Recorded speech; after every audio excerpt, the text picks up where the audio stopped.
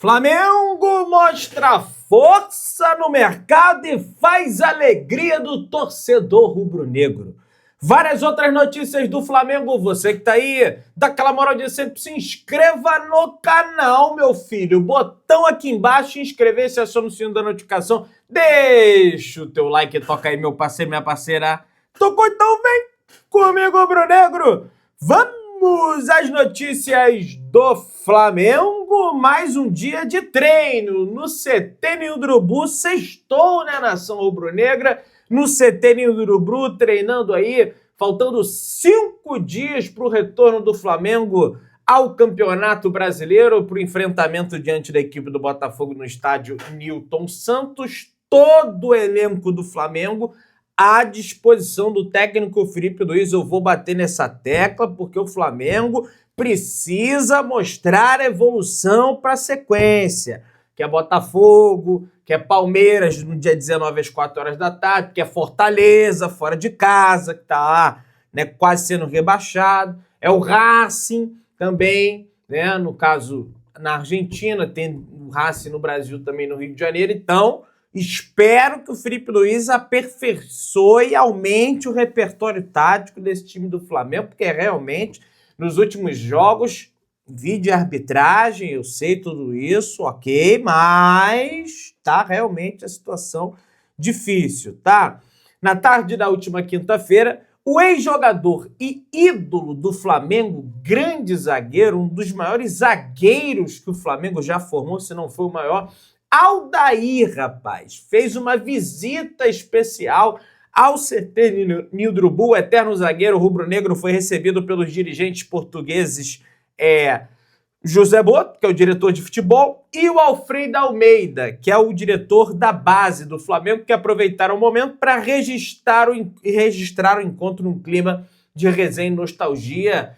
Não tenho dúvidas, né, que o Boto conhece o Aldair. Se eu não me engano, o Aldair já jogou na equipe do Benfica. É isso, ele já atuou pela equipe do Benfica lá de Portugal. Então, sem dúvida nenhuma, o Boto e o Alfredo Almeida conhecem o talento, o grande, enorme talento de Aldair, que foi um zagueiro assim realmente absurdo, um dos melhores que já existiram. Pessoal, o Landim falou.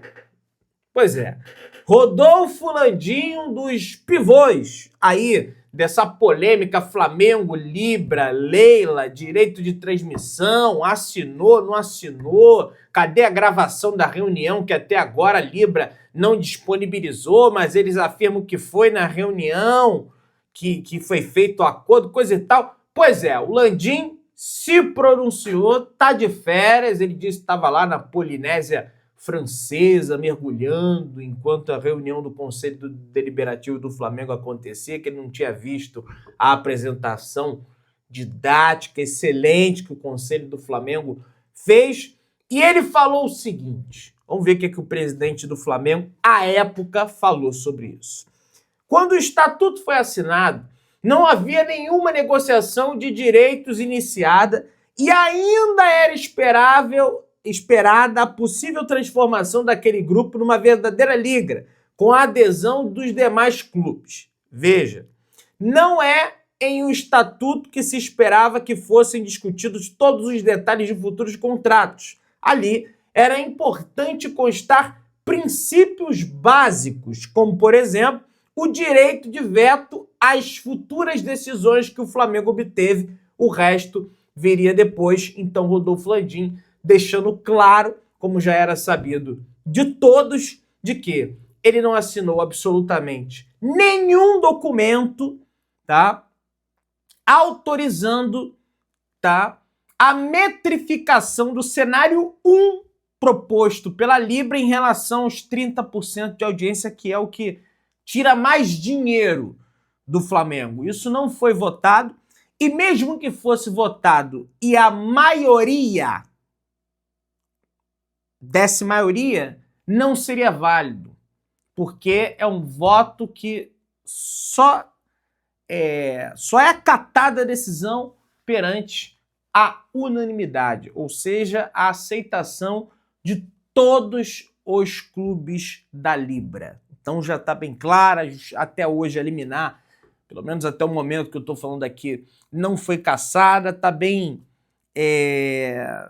cristalina a situação de que quem está com a razão nisso aí é o Flamengo, apesar de alguns jornalistas ainda negarem essa situação. O BAP falou com o All Sport falando: não, na Libra não há discussão que não seja divisão de dinheiro. Qual é a diferença disso para o Clube dos 13? Nenhuma. Eu sempre falo isso aqui. A Libra é o Clube dos 13 2.0. Não tem mudança para o Clube dos 13. A diferença é que estamos todos mais velhos, com menos cabelos, mais gordos e discutimos os mesmos problemas, disse o BAP, o presidente do Flamengo. Não tem diferença nenhuma. O Clube dos 13 ele começa com uma boa intenção. Diria para você que o Clube dos 13 ainda foi bem mais relevante do que a Libra está sendo, porque teve ainda competição organizada pelo Clube dos 13, que foi a Copa União, com módulo verde e um módulo amarelo. Em 1987, o Flamengo foi o vencedor legítimo daquele ano que a CBF se abdicou em realizar o Campeonato Brasileiro porque disse que não tinha dinheiro para tal.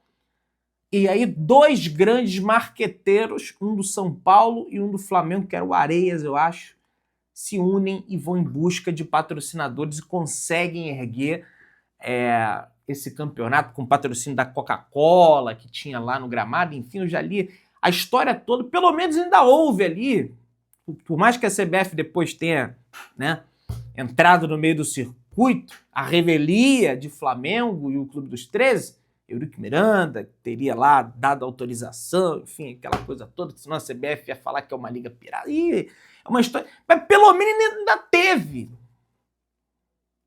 Essa Libra aí nem vai ter, gente. Isso aí é ilusão. Isso aí não vai acontecer nada, vai continuar da mesma forma. É um bloco econômico de comercialização dos direitos de transmissão e, eventualmente, placa de publicidade do estádio. Não tem mais nada além disso. BAP evita críticas à arbitragem e ressalta que deve parar de procurar muletas e justificar um jogo ruim do Flamengo. Gostei, viu?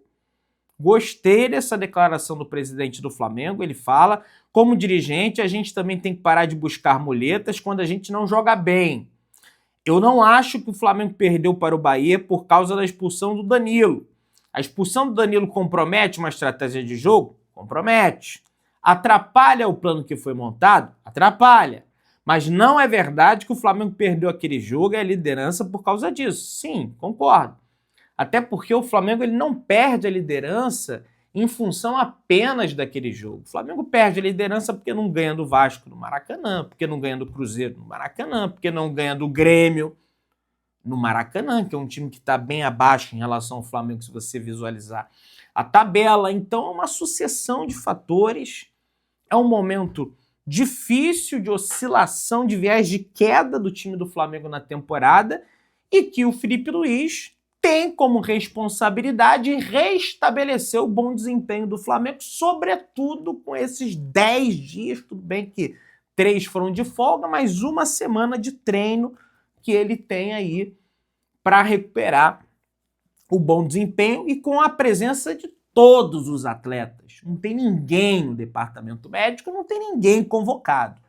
Essa é a cobrança para o jogo do dia 15. E, inclusive, o Flamengo ainda vai enfrentar o Botafogo desfalcado, que não tem Vitinho, lateral direito, não tem Montoro, meio-campista, não tem o Caio Pantaleão, zagueiro, que está fora da temporada.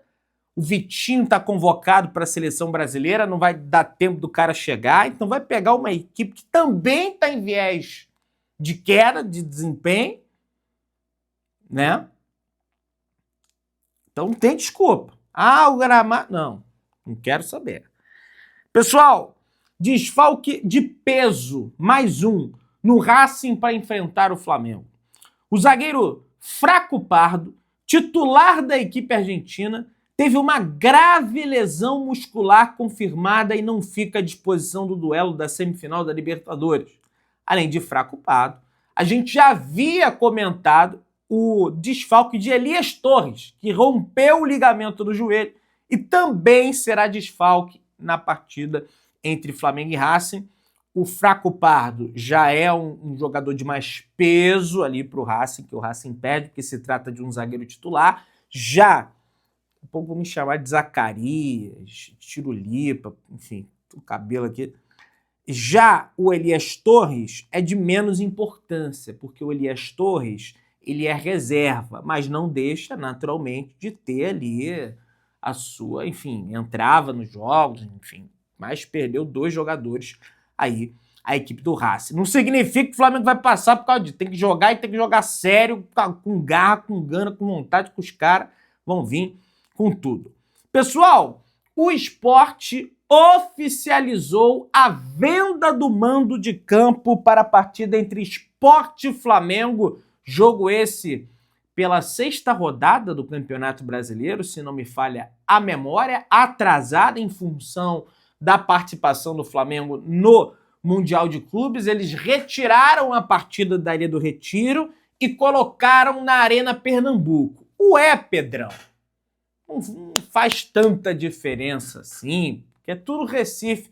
Pois é, meus amigos, só que tem a particularidade do esporte, de ter a sua casa, que é a Ilha do Retiro, não a Arena Pernambuco. O Sport emitiu um comunicado confirmando a venda por 3 milhões de reais. A torcida do Sport ficou revoltada com esse posicionamento do clube. Torcedores do Leão não gostaram nem um pouco da postura da diretoria de vender e também meio que omitir a venda, porque parece que já estava vendido faz um tempo esse mando de campo, mas eles informaram a venda apenas ontem, de forma oficial. E tem mais um adendo para a torcida do Sport ficar revoltada com o seu clube, é que no jogo na Ilha do Retiro, o Sport ele tem como obrigação perante a Lei Pelé, enfim, as normas, os estatutos, de ceder 10% da carga do ingresso.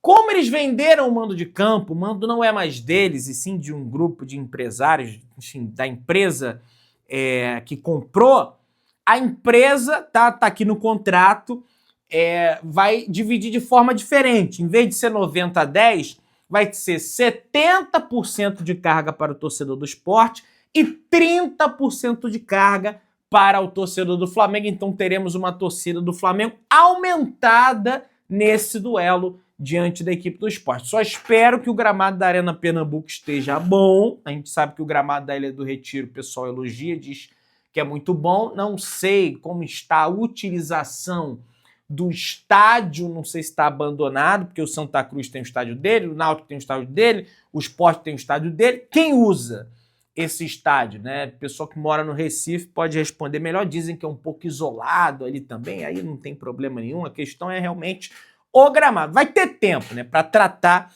desse gramado até lá. Na realidade, é o jogo da 12ª rodada do Campeonato Brasileiro. Foi marcado para a data FIFA, para o dia 13 de novembro, vendido por 3 milhões de reais. E aí, meus amigos, você entende do porquê o Sport vendeu esse jogo por esse valor, porque jamais ele conseguiria esse valor caso o jogo fosse na Ilha do Retiro. E por que o Sport não conseguiria esse valor? O Sport não conseguiria esse valor porque contra o Palmeiras, também foi um jogo de apelo, renderam a ele 1 milhão e 25 mil reais. Contra o São Paulo, 848 mil. Contra o Santos, 522 mil. Contra o Bahia, 123 mil. Contra o Bragantino, 75 mil reais. Se você juntar todos os adversários dos principais que visitaram o Sport na sua casa, juntar toda essa receita até esse momento, não dá o valor que eles vão lucrar vendendo o mando de campo para uma partida contra o Flamengo. E aí, mais uma vez, fica evidente o poder de mercado, a força que o Flamengo tem no futebol brasileiro. Contra ninguém o Sport sequer chegou perto desse valor de bilheteria. Agora, contra o Flamengo, meus amigos, aí... Tá! 3 milhões de reais. Mais um argumento para o presidente do Flamengo, BAP, mostrar lá para a dona Leila Pereira. Aliás, tem uma outra mudança aí também, é que o São Paulo vai mandar o seu jogo contra o Flamengo na Vila Belmiro, tá?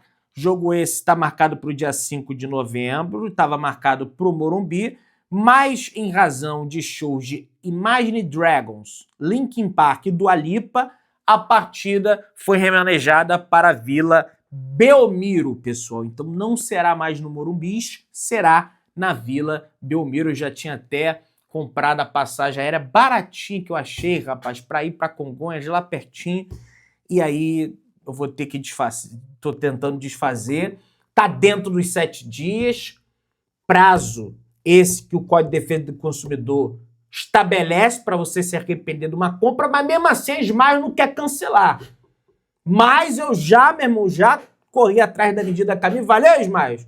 E vocês não vão fazer eu desistir porque é direito segundo o Código de Defesa do Consumidor. Ah, mas a ANAC, o CDC está acima.